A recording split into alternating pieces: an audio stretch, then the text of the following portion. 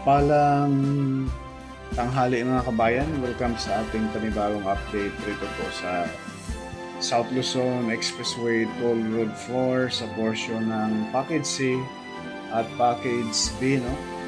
At ngayon mga kabayan, atin pong ipagdasal ang ating mga kababayan na nasalanta ng kalamidad sa may Catanduanes.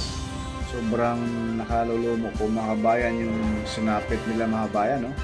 Halos walang matirang bahay, no, sa lugar ng Catanduanes. Pati yung mga puno ng niyog, mga saging, mga iba't ibang klaseng puno mga kabayan talagang tumba. May isa pa tayo nakitang puno na natumba, doon naman tumama sa kalabaw. Talagang sobrang kawawa, no? Pagdasal po natin mga bayan na talagang makabilis po sila makarecover at higit sa lahat, dalangin natin na wala sanang buhay na nalagas, no, sa nakaraang kalamidad na Pipito mga bayan. Sobrang apat na bagyo na dumapo sa ating bansa. Sana po ay wala nang darating pa at sana po mga bayan ay lahat po ng mga Pilipino ay magkasundo-sundo na, no? Lalo na ngayon sa mga kalamidad. Sana po yung mga nasa kapangyarihan ay ang unahin sana ninyo ay yung mga kababayan nating mahihirap. Yung mga nasalanta ng bagyo, no? Hindi yung sariling interes lamang ninyo. Magbigay man kayo ng ayuda, tulong, nakalagay pa yung mga mukha ninyo, mga kabayan, mga politician, no? Yung pera na tinutulong ninyo dyan ay pera din yan ng taong bayan. Pinaghirapan ng taong bayan. Tapos ilalagay pa ninyo yung mga mukha ninyo. Pag may mga project kayo, nakapasken pa yung pangalan ninyo. Samantalang yung mga project ninyo dyan ay malaki pa ang kupit ninyo. Sana po ay matauhan kayo. O di kaya kayo yung masalanta ng bagyo.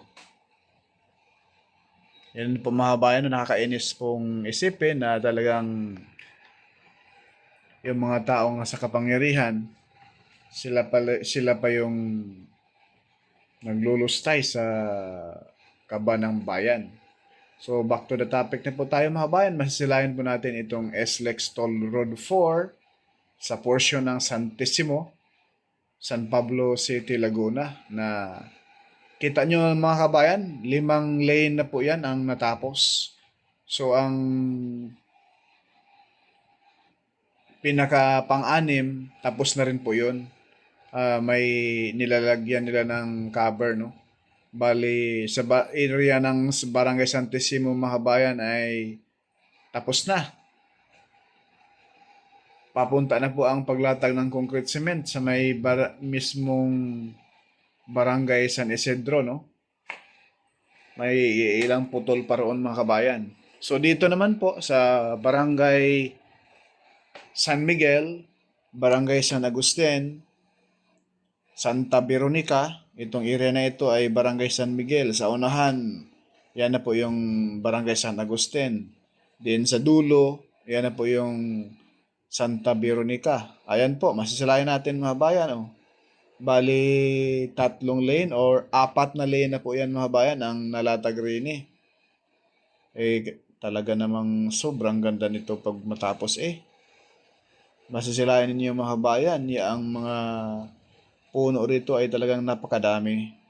At rito po mga kabayan, no, sana po ay ito'y ma-preserve at sana po ay balang araw masisilayan pa rin natin itong mga puno na nasa tabilaang ng SLEX Toll Road 4. At salamat din po sa Diyos na hindi tumama sa Luzon, sa Quezon Province, no? Papunta na po rito sa Calabarzon yung bagyong Pipito. Kaya sobrang kawawa ang ating mga bayan. Kung sino man po yung gustong tumulong doon, sa mga kababayan natin sa Catanduanes, kahit anong mga gamit mga kabayan, damit or pambahay na mga gamit, ay mag-donate na po tayo.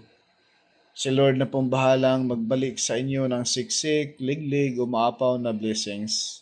Ayan po mga kabayan, yung ating camera ay approaching sa kanto ng iyang kalsada na yan, kaharap natin, pakanan, papuntang San Pablo City to Alaminos Bayan. Ang pakaliwa, dire-diretso na po yan sa Lipa City, Batangas.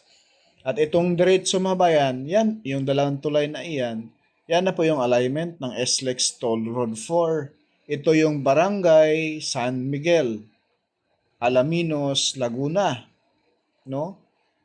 Ayan po, yan pong bandang kaliwa, yung kalsada na patawid rito sa papuntang Lipa.